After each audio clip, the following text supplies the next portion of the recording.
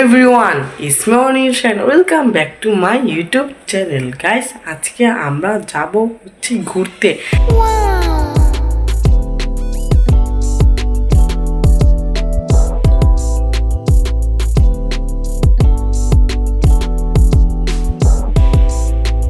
আজকে আমাদের ঘুরতে যাওয়ার স্থান হচ্ছে নাগরিয়াকান্দির গোল্ডেন স্টার পার্কে।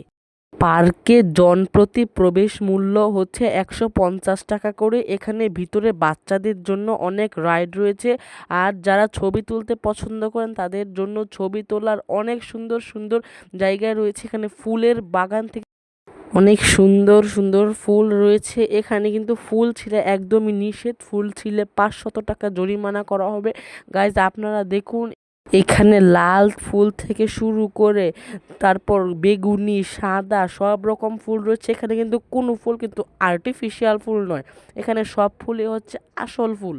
এই ফুলগুলো দিয়ে বিভিন্ন আর্টিফিশিয়াল গাছের মধ্যে টব দিয়ে লাগানো হয়েছে, আর কিছু কিছু আছে মাটিতে লাগানো হয়েছে।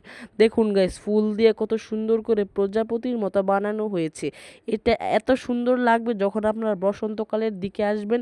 আমরা এসেছিলাম হচ্ছে গিয়ে ঈদের আগের দিন। বসন্তকালে এই পার্কের সৌন্দর্যতা এতটাই বেড়ে যায় যে এখানে আসলে আপনি অন্য কোনো বড় পার্কে যাওয়ার ইচ্ছেই করবে না, কারণ এই পার্কটা ফুল দিয়ে এত সুন্দর করে সাজানো হয়েছে।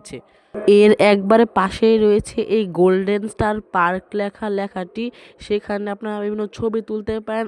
এই যে লেখাটি রয়েছে, এই লেখার পিছেও অনেক সুন্দর জায়গা রয়েছে, আমরা ওইখানেও যাব আর আপনাদের দেখাবো। এই দেখুন কত সুন্দর লাল ফুল।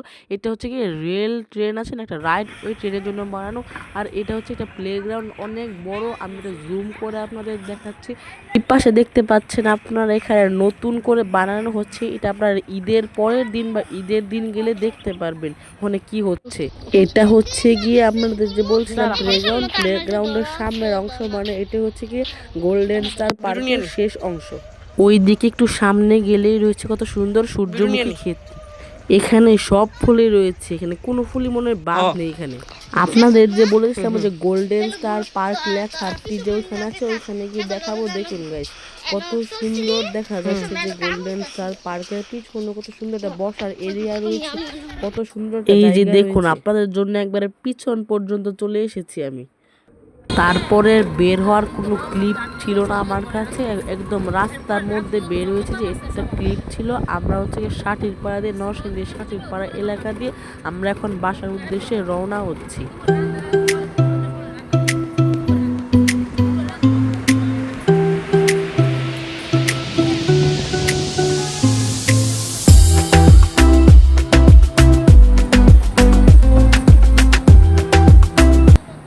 রমজান মাসের জন্য আমরা আসার সময় ইফতারি কিনে নিয়ে এসেছিলাম। ইফতারের পর এখন এন্ডিং দিচ্ছি গাইস। আজকের ব্লগটি ছিল এই পর্যন্ত, দেখাবো অন্য কোনো নিউ ব্লগে। Bye bye.